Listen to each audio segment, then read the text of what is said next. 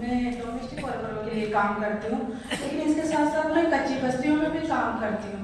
और कच्ची बस्तियों में बहुत ज़्यादा ऐसी प्रॉब्लम है कि ना तो पानी की व्यवस्था सरकार कर पा रही है और ना बच्चों की मतलब आंगनबाड़ी की सुविधा दे पा रही है बच्चों को।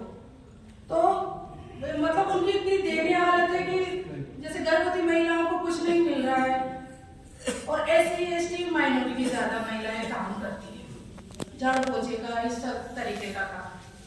लेकिन सरकार का इस और कोई ध्यान नहीं है और इतनी मतलब गंदगी है उन बस्तियों में जिसमें वो रहती है और दूसरों पे घर सवार रही है। तो सरकार की जिम्मेदारी नहीं बनती है कि उन महिलाओं के लिए भी कुछ करे जो दूसरों के इतने मतलब हर प्रधानमंत्री के घर में भी कोई बाई काम कर रही है।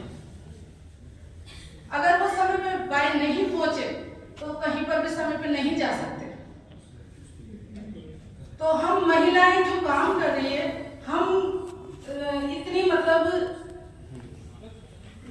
क्या समाज में मतलब इतनी मतलब दयनीय स्थिति में पहुंच गई है कि आगे तो मैं क्या बताऊं आपको कि ईश्वर ही हमारी रक्षा करे, क्योंकि ना तो पोषण मिल पा रहा है अच्छे से।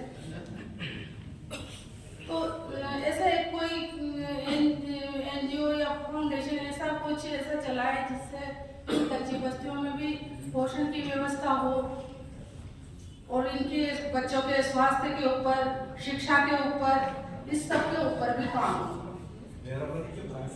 कोटा से और कोटा का इतना अच्छा डेवलपमेंट हुआ है, लेकिन जो आसपास 8-10 बस्ती है कच्ची, लेकिन उनमें डेवलपमेंट नहीं हुआ और उनको बसे हुए कम से कम 20-20, 25-25 साल हो गए।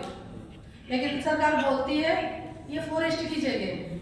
जब फॉरेस्ट की जगह पे आप डेवलपमेंट तो कर सकते हो, तो उन कच्ची बस्तियों को आप उनका डेवलपमेंट नहीं कर सकते हो क्या? उनको जीने का अधिकार नहीं है क्या? और अगर आपने जब वो कच्ची बस्ती बसने लगती है तो आपके अधिकारी बैठते हैं वहां पर, उनको ध्यान रहता है हर चीज का कि कहाँ पे क्या अवैध बस्तियां बस रही है, तब वो मोटी मोटी तनख्वाहें लेते हैं। तो उनकी जिम्मेदारी रहती है जब गरीब लोग बस जाते हैं तो फिर उसके बाद डेवलपमेंट होना चाहिए उस जगह का, ताकि उनको गरीबों को भी आवास का अधिकार मिले, स्वास्थ्य का अधिकार मिले, शिक्षा का अधिकार मिले, उन महिलाओं को भी अच्छे जीने का अधिकार मिले।